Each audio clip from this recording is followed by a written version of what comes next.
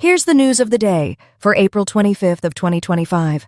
Airbus will introduce H160 and H175 full flight simulators in Brazil by 2028, enhancing pilot training for Latin America's expanding energy sector and reinforcing regional aviation safety. Blueflite is expanding into Lafayette to develop drone-based medical logistics, backed by a $250,000 investment from Ochsner to boost healthcare innovation and emergency response.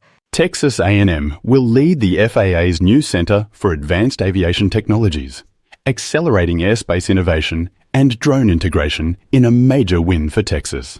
Fireswarm is adapting heavy-lift Thunder Wasp drones for autonomous nighttime wildfire suppression, using AI and swarm tech to tackle extreme conditions and remote hotspots. California has deployed its second C-130H Airtanker, enhancing wildfire response with a 4,000-gallon retardant capacity ahead of peak fire season, as part of expanding the world's largest aerial firefighting fleet. To learn more, follow us on YouTube, X, LinkedIn, Instagram, or visit us at avfoil.com/news.